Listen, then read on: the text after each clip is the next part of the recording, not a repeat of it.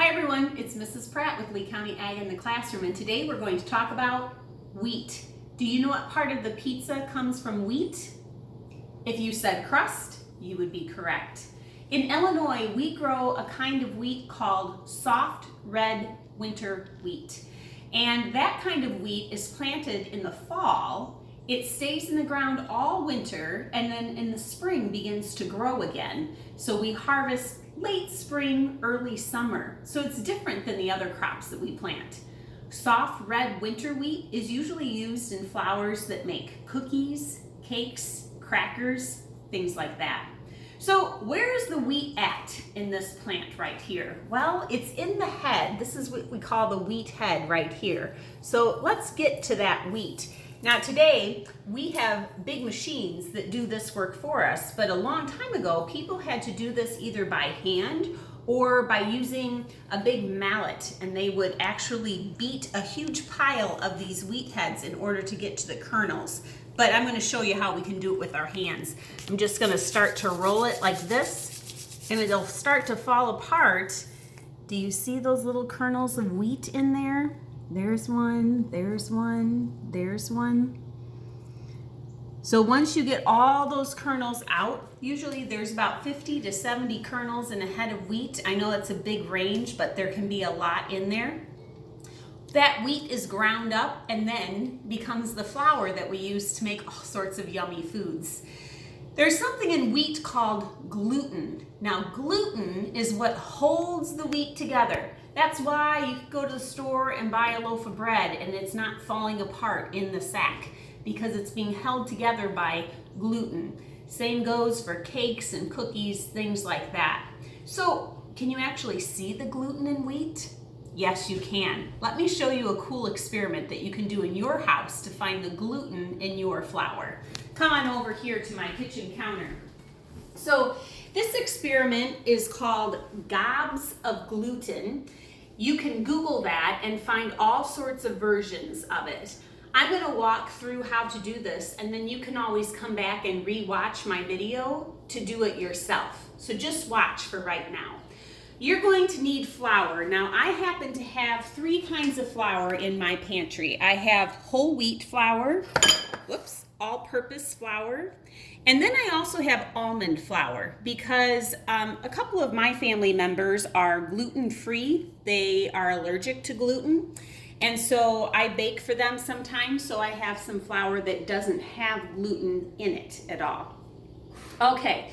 So to do the experiment, you'll need flour. Now, I just happen to have three kinds. You can do this with one kind of flour if you'd like. You'll need bowls, okay, and a 1/4 cup measuring cup, a tablespoon, and then just a normal spoon. Now, I would recommend doing this in your kitchen, either on your counter or your kitchen table. If you're doing it on your kitchen table and you want to try to protect it from the mess, you can lay down some paper towels or newspaper. I'm doing it on my counter so that I can just clean it up when we're all done. So we're going to take a 1/4 cup flour, and I will start with whole wheat flour just to show you how this goes. 1/4 cup of flour, I'll measure that out. There's my whole wheat flour. Now, whole wheat flour is different from all-purpose flour because it still has the bran or the hull on the kernel. That's what makes it whole wheat. The only difference with whole wheat flour and white flour is that that part is missing. So there we have our 1/4 cup, and now I'm going to add water. Now you have to be careful. You don't want to add too much water to it, so because you don't want it to be soupy, but you want it to make a dough. So we're going to start with 1 tablespoon of water and pour that in. And I'm going to go ahead and add a 2nd tablespoon of water here. We'll stir. And you kind of got to work at it. At some point in time, you're going to have to put your hands in there and really start to work together to get it to be a ball of dough. Okay, you can see how mine's starting to ball up there. But what we get after you add your water, and you'll keep adding water until you get a good ball of dough, is this. So here's a ball of whole wheat dough. Now notice, it's stuck together. It's a little sticky, probably because it's got a little too much water in it. Somewhere in here is gluten, and we're actually going to take a look at that. Now there's 2 ways you can do this. You can just hold it over a sink and run water over your ball like this, or you can fill your bowl with water, which is what I'm going to do. So I'm going to put some water in there, probably like, I don't know, halfway full or so with water, so that my ball of dough is somewhat submerged. And then with my hands, I'm just going to start slowly working at that dough like this. And very quickly, you notice it starts to change. See how some of that brown is already gone and left? Notice how my water is getting very cloudy. So the cloudy part, that's starch. So there's also starch in our flour. And as we're running water over it or working it in our bowl of water like this, there's starch that's kind of being washed out of the flour.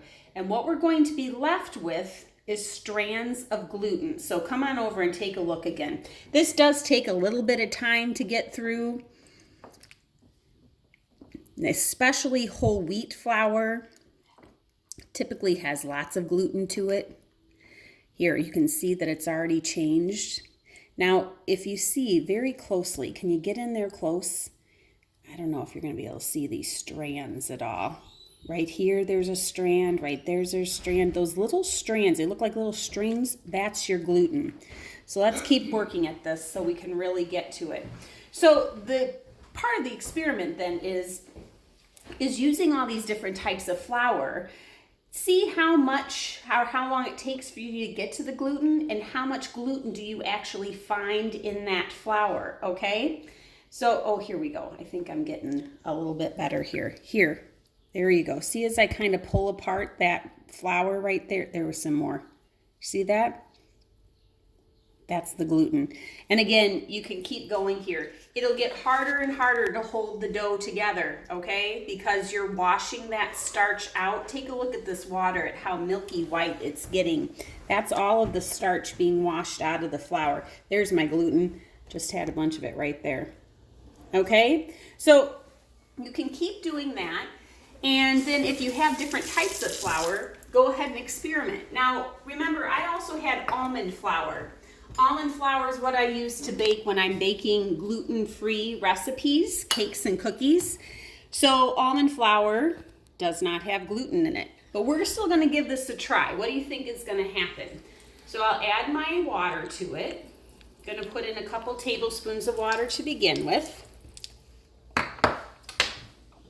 And I need a new spoon. I'm going to stir that up. Looks a little bit like cream of wheat oatmeal, really. Okay, so 2 tablespoons of water. I'm going to try to push it together to form a ball of dough. Okay, so I got a little bit of a ball there. All right, I'm going to put some water in my bowl. Not too much, just enough. All right, come on over and take a look. So I have my ball of almond flour dough. I'm going to set that down in the water and start to knead it.